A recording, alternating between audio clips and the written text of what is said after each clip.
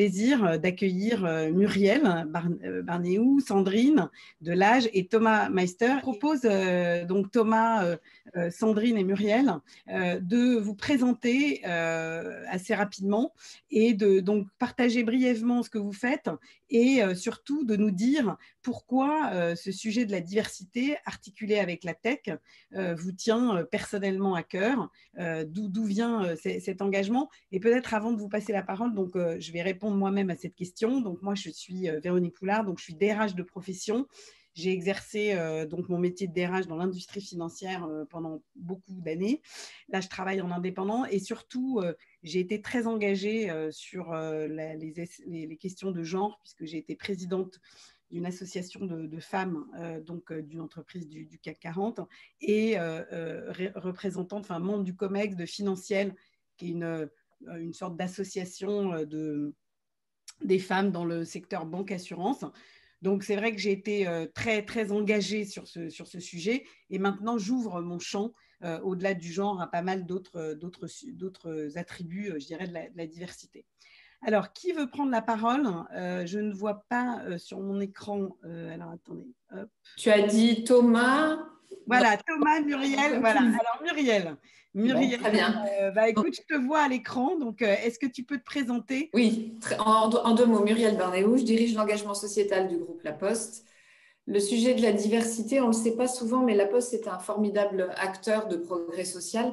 Le sujet de la diversité à La Poste, il a commencé dans les années 90, pas dans les années 1990, dans les années 1890, où La Poste a décidé à ce moment-là de réserver et d'ouvrir un certain nombre de jobs, on appellerait ça de jobs de manager aujourd'hui, exclusivement à des femmes. Donc, vous voyez à quel point le sujet était un sujet assez visionnaire et évidemment important pour nous, identitaire. On a une très bonne note sur le registre de la diversité.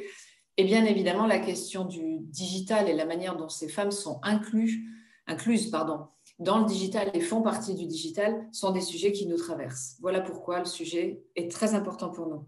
Merci Muriel. Sandrine? Oui, bonjour à tous. Donc, moi, pour mon parcours, d'abord, je suis informaticienne au départ. J'ai travaillé plus de 20 ans dans les équipes IT et aujourd'hui, je m'occupe d'un pôle qui s'occupe d'acculturation digitale, de formation et d'intrapreneuriat impact positif. Mais ce qui a changé ma vie, on va dire, c'est la guerre avec ma fille il y a à peu près 7-8 ans que je ne comprenais plus, qui était sur les réseaux sociaux, qui n'allait même plus en cours. Et suite à cette guerre, j'ai changé de croyance. Je lui ai demandé, mais pourquoi tu es sur ces réseaux sociaux? Qu'est-ce que cela t'apporte? Et on a donc créé ensemble un blog qui s'appelle Mère et Fille 2.0 pour démystifier le digital. Et c'est ce qui m'a aussi fait changer sur la diversité, c'est-à-dire vraiment, je pensais être c'est la personne qui savait. Et en fait, non, ce n'est pas moi qui sais, ce sont les autres qui savent. Donc, ça a ouvert vraiment cette question du pas vers l'autre dont parlait Dominique. Et puis, j'ai vu, en tant que femme de la tech, j'ai vu le nombre de femmes diminuer d'année en année. C'est assez dramatique. Et du coup, je me suis engagée dans une association Digital Ladies and the Life avec des ponts dans mon entreprise. Et aujourd'hui, je combine mon engagement personnel et professionnel au sein de BNP Paribas. Merci Sandrine. Thomas? Bonjour à tous, je m'appelle Thomas Meister, je m'occupe spécifiquement des questions d'impact chez Open Classrooms. Open Classrooms est une école en ligne qui, dès sa fondation en 2013, a placé son impact au cœur de sa démarche. Nous sommes entreprise à mission, nous sommes Bicorp également. Ce sont des questions qui sont, toutes les questions liées à l'impact au sens large, à la fois à l'intérieur et à l'extérieur, sont des sujets qui nous tiennent vraiment beaucoup à cœur, avec toute une série d'initiatives autour de ça. La diversité en fait bien évidemment partie, au milieu de plein d'autres choses et de manière cohérente et consistante avec le reste des initiatives. Et à titre personnel, après avoir travaillé pour pas mal d'entreprises en forte croissance, ce qui est très intéressant chez Open Classrooms, c'est que on est ici dans une tentative, en tout cas dans une expérimentation, pour essayer de créer une entreprise un petit peu différente, une entreprise avec un vrai engagement. On mentionnait tout à l'heure le côté politique de l'entreprise aujourd'hui, et je pense que c'est très vrai, c'est-à-dire que les entreprises modernes, les nouvelles entreprises qui se créent, et autant que les entreprises entreprises plus anciennes ont un rôle politique à gérer, en tout cas à penser. C'est pas évident, mais il faut le penser, il faut le faire avancer. Et ce qu'on fait chez Open Classrooms me semble assez intéressant dans cette perspective-là. C'est plus facile pour nous, comme on est petit et plus récent, que ça ne l'est à la BNP ou à la Poste. Mais en tout cas, on essaie de faire avancer ces sujets de la manière la plus intelligente et la plus cohérente possible. Ok, merci. Ben justement, c'est ce qu'on va essayer de voir ensemble.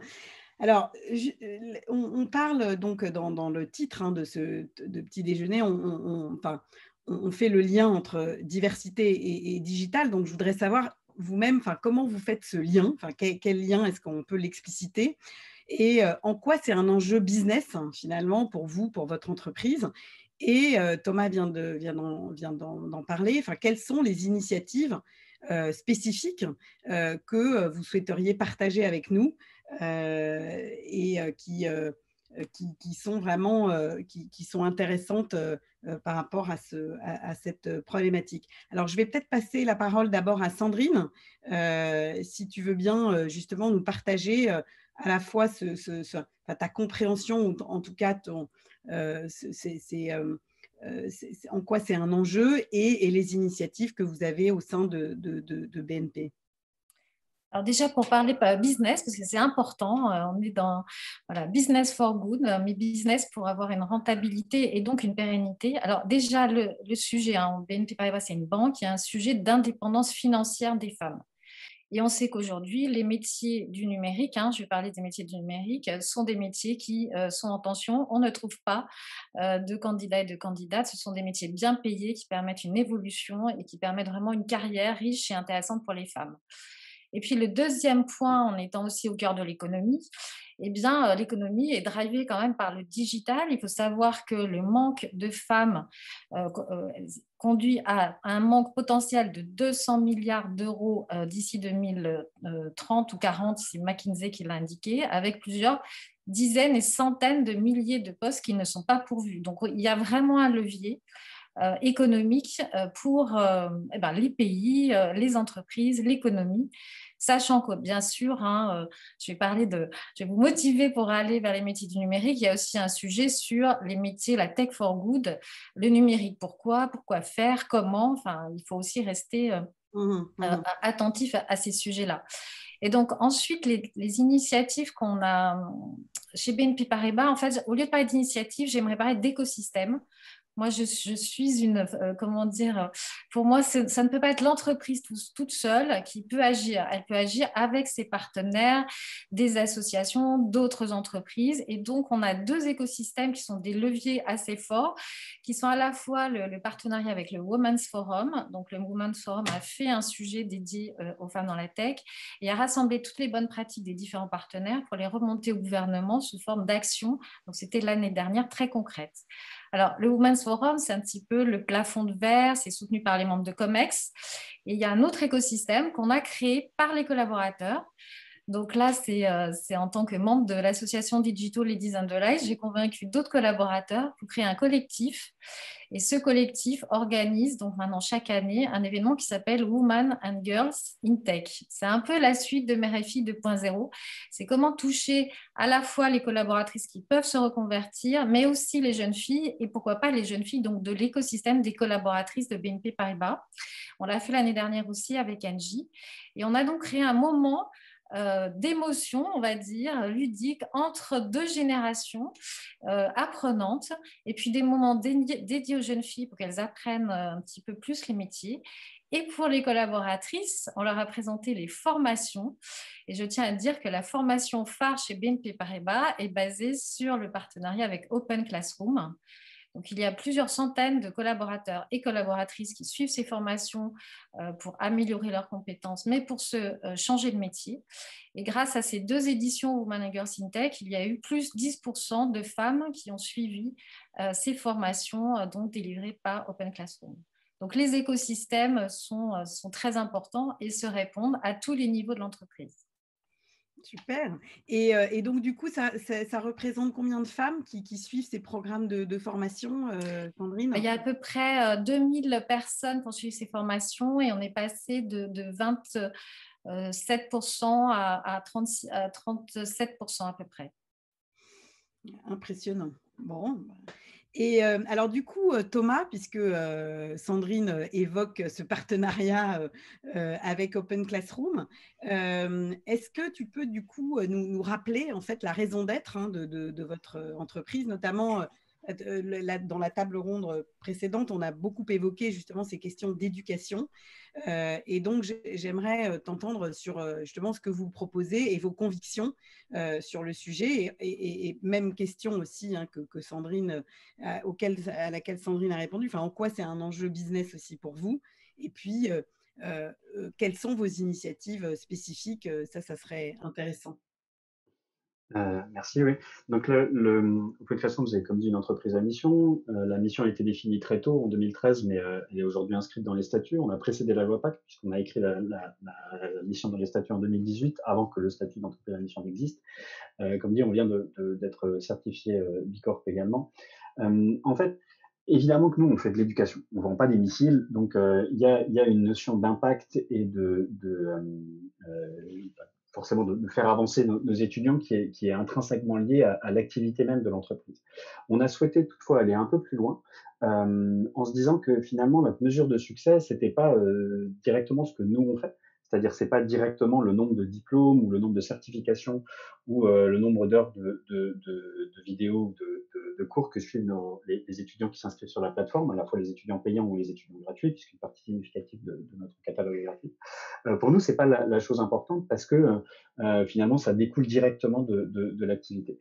Pour nous, la meilleure manière de mesurer l'impact et de mesurer ce qui vraiment fait changer la vie des gens, c'est l'insertion professionnelle. Comme on fait que de l'éducation professionnalisante, c'est-à-dire l'éducation qui mène à un emploi, le vrai critère de succès important, réel et tangible, c'est le nombre de gens qui ou alors trouvent un emploi ou alors connaissent une évolution professionnelle favorable grâce aux formations suivies par Open Classroom.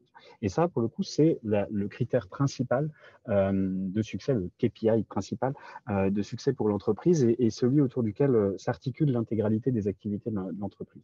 Alors, bien sûr que ça a un poids business important.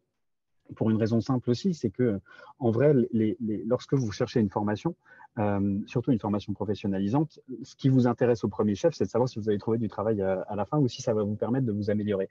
Or, placer ce critère-là au cœur de notre démarche ce qui nous permet de vraiment juger de la qualité de nos formations, ça nous permet aussi, c'est aussi un outil de communication et de promotion de l'entreprise auprès des étudiants potentiels. Donc, on met en place une espèce de cercle vertueux qui fait que le critère principal de jugement de l'impact est aussi notre principal claim to fame, pour utiliser le terme anglais, et ce qui nous permet en fait de montrer que ce sont des formations efficaces. Ça nous oblige aussi à améliorer nos formations de manière à ce qu'elles permettent aux gens de travailler de trouver plus facilement un emploi. Ça nous oblige aussi à réfléchir de manière très approfondie l'accompagnement. Tous les étudiants payants chez Open Classroom bénéficient de 6 mois de suivi où on leur apprend finalement à trouver un emploi, on leur apprend à faire une page LinkedIn, à faire un CV, etc., de manière à faciliter et à améliorer leur insertion professionnelle.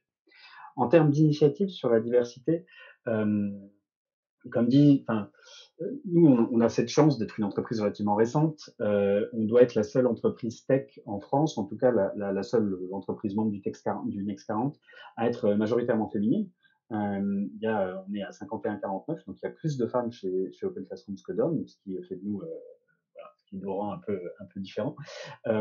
Et surtout, on a eu une démarche très volontariste pour faire en sorte que non seulement il y ait la parité ou la parité soit respectée, mais qu'elle soit respectée à tous les niveaux.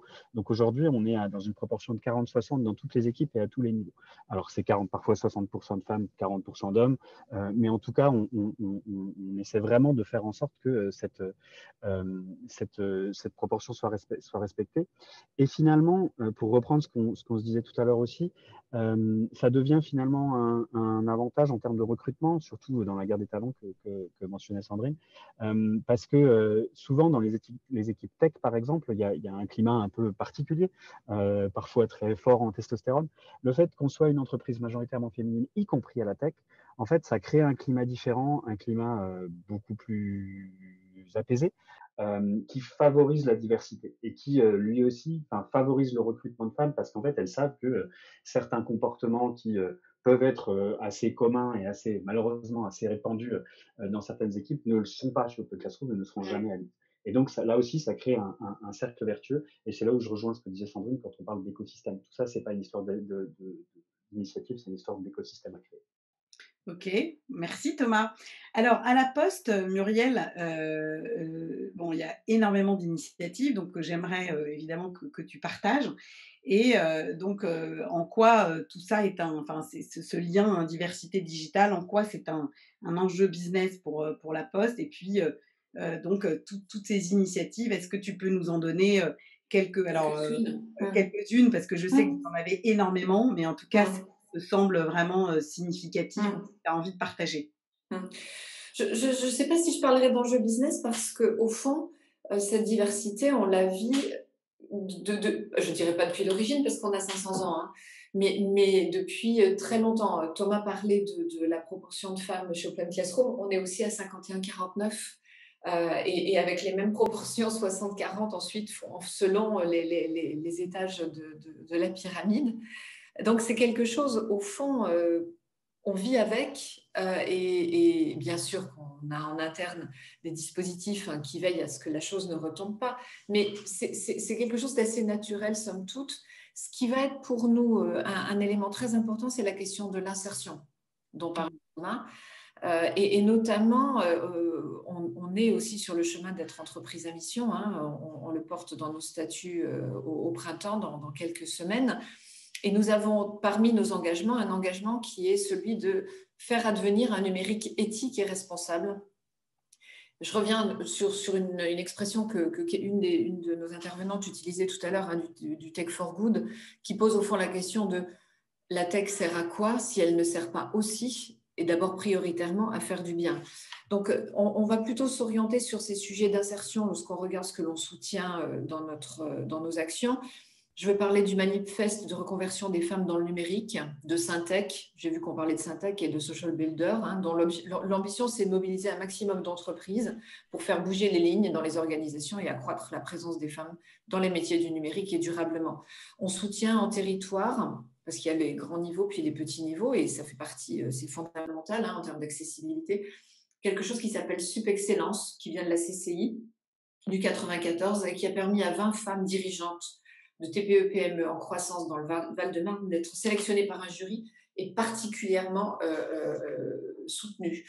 On est aussi, c'est un gros soutien de Femmes Numérique que vous connaissez sans doute, très belle fondation, association dont l'objet est l'insertion. Et si on va encore un peu plus loin dans l'insertion, moi je suis très fan de Force Femmes qui travaillent sur un sujet pas simple, qui est celui de l'emploi des plus de 45 ans, le retour à l'emploi ou l'arrivée à l'emploi de celles des plus de 45 ans, pour lesquelles le numérique ne doit pas être une barrière, mais au contraire un tremplin. Et nous les soutenons dans se fabriquer un site web, se fabriquer un CV, être capable d'utiliser les différents réseaux sociaux qu'elles ont à leur disposition. Voilà, pour les très très jeunes, mais comme tu le disais très bien, Véronique, on fait tellement de choses, la pause est tellement grosse. Pour les très très jeunes, on soutient aussi avec notre filiale numérique d'Ocapost un mentoring, un programme de mentoring chez les jeunes filles cette fois-ci, avec une association qui s'appelle Level Up, qui a comme objet, parce que c'était un gros sujet, moi je le vois, je préside une école d'ingénieurs et on a beaucoup à faire rentrer des filles, à promouvoir la tech et la technologie et le métier de l'ingénieur et donc le métier du numérique chez les très jeunes pour aller les aspirer. J'arrête là parce que c'est vraiment...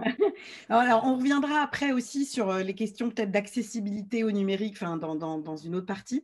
Alors, Sandrine, tu évoquais tout à l'heure, donc en introduction, ton blog Mère-Fille, qui, moi, je dois dire, m'a complètement enchantée. Je trouve que c'est tout à fait formidable.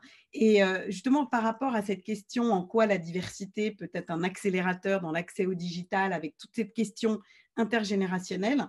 J'aurais aimé que tu nous partages un peu plus de cette expérience et finalement, en quoi, enfin, qu'est-ce que ça a changé, peut-être à la fois pour ta fille et pour toi, et qu'est-ce que tu en as retiré. Enfin, je pense que c'est intéressant vraiment pour nous d'en savoir plus sur cette expérience. Merci. Ben, on a changé de métier, puis maintenant on s'entend très bien. Je pense que déjà c'est pas mal. En tout cas, c'est vrai que enfin, moi je suis informaticienne au départ, mais informaticienne ça veut dire numériser quand même beaucoup, hein, les process, les documents, etc., hein. Et là, quand j'ai vu ma fille sur les réseaux sociaux, je ne comprenais absolument rien. Pourquoi passer des heures et des heures sur les réseaux sociaux? Et je me suis rendu compte vraiment de ce que ça voulait dire le digital grâce à elle, c'est-à-dire que c'est une culture de tribu. Donc là, que c'est pas je suis sur les réseaux sociaux, c'est en fait je suis toujours avec ma tribu bienveillante, avec qui je peux échanger, je peux co-créer. Et il y a cette idée du en fait, et ça a changé même nos modèles économiques, hein, c'est-à-dire que la propriété, c'est pas le problème, hein. Enfin, moi, je travaille dans une banque, hein, donc la propriété, le crédit, etc. Là, non, toutes les ressources sont mises en commun. On passe je dirais, des encyclopédies très chères qui ne sont pas accessibles. Enfin, Muriel l'a dit sur l'accessibilité, on l'a dit avant, mais c'est incroyable. C'est-à-dire, avant, la connaissance, enfin, pour moi, c'était 1 heure et demie de transport en commun pour aller dans une bibliothèque. Et là, on passe au mode de Wikipédia, où ce ne sont pas des experts, des passionnés, où il y a une modération collective. Donc, en fait, j'ai compris enfin ce qu'était le digital, et finalement, c'était plus mon monde à moi que le monde plus classique, donc, le monde d'avant, on peut dire. Et pour ma fille, ça lui a permis de comprendre qu'en fait, les compétences intuitives qu'elle avait en utilisant les réseaux sociaux, c'était une compétence professionnelle. Ça, je trouve ça intéressant aussi avec le reportage de Muriel et Thomas, en fait. C'est tout un univers, hein, là. Donc, quand on parle de la reconversion, c'est aussi se rendre compte qu'en fait, on a des compétences et qu'elles sont demandées aujourd'hui. Et ma fille, qui est une pure littéraire, donc qui a fait des études, qui a commencé par des études de philosophie, travaille aujourd'hui dans une start-up sur du contenu digital. Donc, elle, en fait, elle en a fait son métier. Donc, ça, c'est vraiment le point. Donc, on a changé nos orientations. Et puis surtout, je voudrais dire que c'est un moment d'émotion incroyable. Moi, je me souviens de tous les moments où j'ai construit avec ma fille les articles sur le blog. En termes d'apprentissage, on s'est aidés mutuellement. Il faut savoir qu'il y a beaucoup de mères, en fait, qui freinent leurs filles pour aller vers les métiers du numérique parce qu'elles disent que c'est un métier d'homme. Donc, en fait, il faut convaincre les deux en même temps. Et quand les deux travaillent ensemble et s'apprennent mutuellement, ça a un effet de levier assez extraordinaire. Et je voudrais juste dire, c'est pas moi qui le dis, mais c'est Caroline Courtin, qui est la responsable diversité de BNP Paribas, qui a dit que les ateliers de code de ces deux générations, ça a été un levier, en fait un cheval de Troie, d'une certaine façon. C'est-à-dire que les mères ne seraient pas venues faire les ateliers de code s'il n'y avait pas leurs filles, leurs nièces, leurs voisines, etc. Elles sont venues pour leurs filles, elles ont fait l'effort pour leurs filles, pour cette génération-là. Et en venant, elles se sont dit « Ah bah oui, ça peut être pour moi ». Voilà. Donc, c'est quand même un levier, l'intergénérationnel. Et il faut aussi ça supprime les fractures aussi entre générations, les fractures numériques. Voilà, c'est un levier très intéressant que j'ai découvert par hasard, hein, pour être Bon, très franche. merci Sandrine, ça me donne des idées. Je vais peut-être me mettre aux jeux vidéo. Mais enfin bon, bref, je ne vais pas vous parler de mes questions personnelles avec mon fils. Mais alors, Thomas, je voudrais qu'on puisse évoquer rapidement cette formidable initiative de la French Tech là récemment, qui s'appelle, je crois, le Board Impact, et que tu nous partages les objectifs de ce board et un peu les contours de cette initiative. Merci. Oui, effectivement, la French Tech, qui est l'émanation de Bercy, qui s'occupe, enfin, du ministère de l'économie et des finances, qui s'occupe des startups en France et de la tech en France, et qui est l'instance qui a désigné les membres du Next 40. Donc, la French Tech a souhaité créer un groupe un peu informel qui regroupe, formaliser un groupe qui regroupe un certain nombre de représentants de ces startups. Donc il y a le Next 40 et au total il y a 120 entreprises qui font partie de groupe au total, avec plusieurs représentants qui ont été choisis, dont typiquement nous, Open Classrooms, il y a également Insect qui est représenté. Des entreprises qui ont toutes pour caractéristique d'avoir un engagement un petit peu particulier, un engagement plus fort que celui que l'engagement traditionnel des autres startups. Sachant que tout le monde fait des initiatives, mais disons que ces entreprises-là ont décidé de formaliser les choses et d'avancer de manière un petit peu plus ambitieuse. Il y a également des représentants de un certain nombre d'influenceurs qui font partie de l'écosystème tech en France. L'objectif de tout ça, c'est intelligent, c'est-à-dire que plutôt que de regarder les trains passer en se disant qu'il se passe quelque chose sur l'impact, il se passe quelque chose sur la mission, en particulier dans les startups, autant essayer de se mettre ensemble, de formaliser les choses, de réfléchir ensemble sur 3 grandes thématiques qui sont diversité, égalité homme-femme et environnement, et essayer de trouver une manière à la fois simple, parce que les startups sont des entreprises en croissance, en construction, et les gens n'ont pas forcément le temps de travailler de manière très approfondie sur ces sujets-là. Donc, comment faire de manière simple pour créer un mouvement, créer de l'émulation, créer de l'envie aussi de la part des fondateurs et entrepreneurs de s'approprier ces questions-là, de les réfléchir et de les inclure à leur démarche, en sachant aussi que en fait, comme ces entreprises sont en croissance, pour beaucoup sont encore en train de chercher de l'argent ou en train de se développer progressivement, c'est le moment en fait de vraiment se saisir de ces sujets-là, de se saisir des sujets de diversité, des sujets d'environnement, des sujets d'égalité homme-femme, pour mettre en place un certain nombre de choses qui leur permettront de se développer par la suite. Ça leur permet aussi finalement de faire les choses dans le bon sens, c'est-à-dire plutôt que d'essayer de rectifier des mauvaises pratiques, autant les mettre en place d'entrée de jeu. Et ça va être le rôle de ce board, en fait, c'est de créer et de réfléchir des bonnes pratiques à mettre en place pour tout le monde, sans être ni dans la dénonciation de ceux qui ne font pas, ni dans asséner des choses qui finalement ont peu de rapport avec le modèle économique de ces entreprises. Ok, bon, écoute, nous suivrons avec attention les progressions de ce board et les initiatives qui seront mises en avant.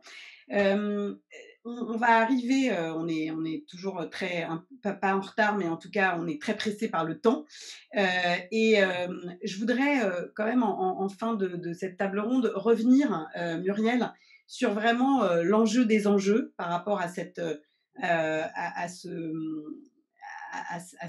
question de diversité digitale, peut-être en réinsistant sur vraiment cet enjeu d'inclusion numérique, et peut-être que tu nous partages aussi des initiatives que vous avez menées avec vos clients, par exemple, parce que je trouve que c'est vraiment intéressant aussi. Oui. La conviction, donc je vous ai parlé de notre mouvement vers l'entreprise à mission, sachant qu'on vient d'une mission de service public, donc c'est un univers du commun et des biens communs dans lequel la Poste baigne depuis longtemps, sans être une ONG. On n'est pas une espèce d'être qui ne s'intéresse pas au profit aussi, bien sûr. Et parmi les éléments essentiels, il y a effectivement l'avènement d'un numérique éthique et responsable. Et un numérique éthique et responsable, c'est d'abord un numérique qui inclut. Notre conviction, elle est certaine, absolue.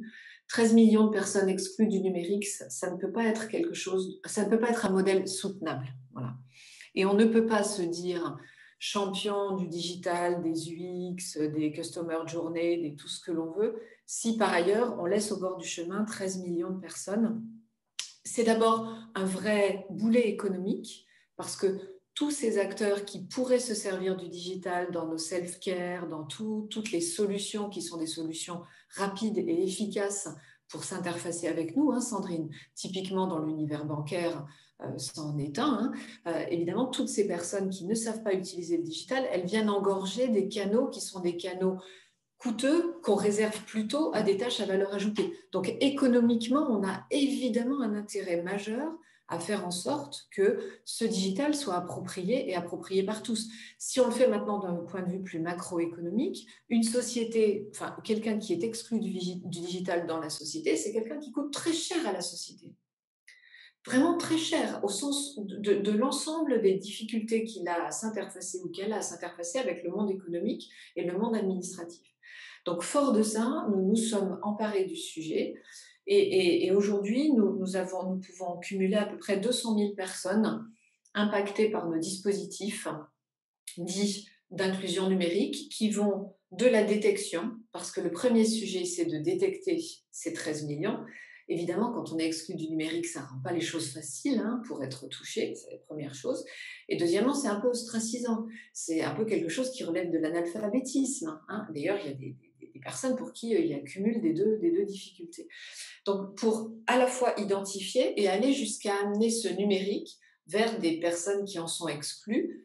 Et je tiens à préciser qu'il ne s'agit pas toujours que des seniors plus, pas du tout. Parmi les personnes que nous détectons, et nous avons détecté plus de 50 000 personnes aujourd'hui, il y a des mamans qui ne savent pas utiliser les outils qui vont leur permettre de suivre les devoirs de leurs enfants, les mots des professeurs. Il y a des jeunes qui ne savent pas utiliser un administratif pour pouvoir satisfaire et dérouler un certain nombre de démarches administratives. Et on a même, je pourrais vous diffuser des films qui sont juste éclairants sur des témoignages, on a même appris à certaines personnes à se servir d'un clavier parce que certaines des personnes qu'on a incluses, parce que derrière nous faisons aussi de la formation, une partie avec des acteurs comme PIMS, comme FAS, qui sont mobilisés pour faire ça, qui sont des associations. Il y a des personnes à qui on a appris à faire un point sur un clavier. Vous imaginez, si vous ne savez pas faire un point sur un clavier, comment voulez-vous vous interfacer avec le monde de demain? Donc, c'est quelque chose, c'est une conviction qui est très profonde chez nous. C'est un élément de compétitivité de nos réseaux. C'est un élément d'utilité sociale et sociétale et qui fait totalement partie d'une raison d'être et de cette cohésion dont on parle et dont Sandrine parlait au sens intergénérationnel. Et puis, vous en avez parlé un petit peu tout à l'heure, c'est quelque chose qui ne va pas s'éteindre avec la disparition d'une génération supposée non digitale.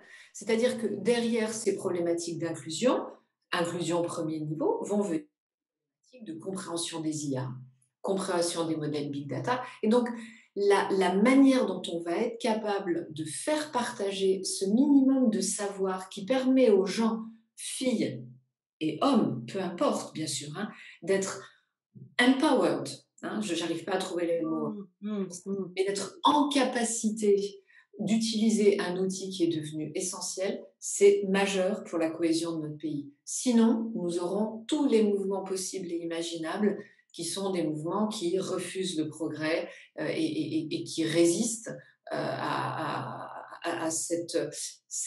et qui perdent d'ailleurs cette très belle opportunité que le digital offre lorsqu'il est correctement maîtrisé, correctement déployé. Ok, merci Muriel. Alors, on arrive à la fin de cette table ronde. Et donc, du coup, je vais vous demander à chacun, au regard de tout ce que vous nous avez partagé sur vos expériences et expertises diverses, finalement, peut-être soit l'enjeu des enjeux, ou en tout cas un petit pas ou quelques petits pas pour œuvrer vers plus de diversité, et on l'a vu dans cette table ronde, vers plus d'inclusion finalement, et on a aussi parlé d'insertion. Sandrine, le mot de la fin, si je puis dire. Voilà, moi, je suis comme Muriel, je trouve que justement le sujet de la diversité des femmes, en fait, ouvre le sujet de l'inclusion numérique dans tous ses aspects. Donc, mon mot pour avancer, ça serait connecter, connecter et encore connecter. Donc, je suis très intéressée pour continuer la conversation avec Muriel et Thomas. Et puis, pour ceux qui nous écoutent, pour les jeunes filles ou les femmes qui nous écoutent ou d'autres, c'est vraiment déjà de s'informer, essayer de s'informer quand on peut. Il y a aussi beaucoup de choses qui sont faites par Pôle emploi, par l'UNICEF, par le Centre d'information de la jeunesse, des choses très didactiques, très pédagogiques. Donc, il faut aussi faire le chemin d'essayer de s'informer. Voilà. Merci Sandrine. Thomas, le mot de la fin? Alors, le mot de la fin, je vais faire la distinction entre ce qui est à l'intérieur et à l'extérieur. Sur la diversité à l'intérieur de l'entreprise, j'ai envie de dire, en gros, il n'y a pas d'autre choix en vrai. Et c'est pas du tout Alors, parfois, on en discute un petit peu comme une obligation, quelque chose auquel on est contraint, enfin une contrainte, un truc extérieur qu'il faudrait à tout prix, auquel il faudrait, pour des raisons vaguement RSE, auquel il faudrait se plier. En vrai, non. D'abord, c'est une tarte à la crème de dire ça, c'est une chance. Et surtout, en fait, c'est ce qui vraiment, demain, nous permettra de créer des entreprises plus citoyennes, des entreprises mieux intégrées, des entreprises avec des gens qui viennent d'horizons différents, etc., sans rentrer dans la caricature, mais aussi, en vrai, c'est construire une entreprise intelligente, c'est la construire avec des gens qui viennent de plein d'horizons différents. Sur le deuxième sujet, sur la partie, enfin sur l'extérieur, j'allais dire, le mot de la fin, c'est en gros la question qui est posée en filigrane derrière ces histoires de diversité et d'inclusion, c'est quelle est l'entreprise, quel est le monde qu'on veut créer demain. On a mentionné rapidement en passant les problèmes d'obsolescence du savoir, les problèmes de futur du travail et le fait qu'effectivement, on a de plus en plus de gens qui courent le risque de ne plus avoir les compétences nécessaires pour pouvoir vivre et travailler d'ici pas très longtemps. Et dans ce cadre-là, moi, j'ai bien rappelé citer un roman qu'on lit plus guère, qui est The Sleeper Awakes, où le dormeur doit se réveiller d'H.G. Wells. C'est un roman qui a été écrit au début du XXe siècle, on l'a un petit peu oublié aujourd'hui, mais ça raconte précisément ça, c'est-à-dire que c'est un monsieur qui se réveille après avoir été dans le coma pendant 2 siècles, et qui se réveille dans un monde profondément inégalitaire, avec une toute petite élite de gens qui ont tous les savoirs, et une masse énorme de gens absolument sans aucun savoir et aucune possibilité de progrès, parce que ces gens n'ont pas d'éducation. Et ce que décrit Wells, c'est précisément le monde sans éducation. Et donc un monde entièrement hiérarchisé, totalement inégalitaire, etc., etc. Et ça, en fait, avec un siècle et demi presque c'est un roman qui continue à avoir de l'écho avec presque un siècle et demi d'existence. Et en fait, le risque, il est là. C'est le risque d'une société totalement inégalitaire. Et ça, pour le coup, on a aujourd'hui des outils numériques, on les a, on les a sous la main, à nous de faire en sorte que le plus grand nombre puisse y accéder. Ok, merci Thomas. Muriel, le mot de la fin, rapidement. Parce que... Thomas m'enlève de la bouche éducation, éducation, éducation. Parmi les programmes qu'il y a aujourd'hui à l'école, nous avons appris l'électricité, nous avons appris le moteur à combustion. Ça n'a pas été fait par hasard, ça a été fait justement pour éviter qu'on imagine que c'était de la magie, qu'on imagine autre chose que de la science derrière tout ça. Eh bien, il n'y a aucune raison que la matière numérique ne soit pas elle aussi révélée et que ce soit une boîte noire et qu'on imagine que c'est de la magie. Le temps presse parce qu'elle est déjà présente dans nos vies et mal maîtrisée. Et la question notamment des algorithmes et de la manière d'interpréter un certain nombre d'applications ou de résultats qui vont nous confronter à un certain nombre de décisions nécessite que ce sujet-là soit partagé, enseigné et répandu à tous les niveaux. Ok, merci Muriel. Ben, merci infiniment, donc Sandrine, Thomas, Muriel, pour cet échange. On voit que voilà, l'enjeu d'inclusion, d'éducation sont vraiment tout à fait essentiels. Et donc, je repasse la parole à Vincent peut-être ou Perrine pour conclure ce temps d'échange et cette e-breakfast. Merci beaucoup. Merci, c'est surtout à nouveau pour remercier tous nos intervenants et ce magnifique panel. On était parti sur diversité et performance et on finit sur inclusion et éducation. Ça me plaît et je pense qu'on partage tous ces valeurs-là.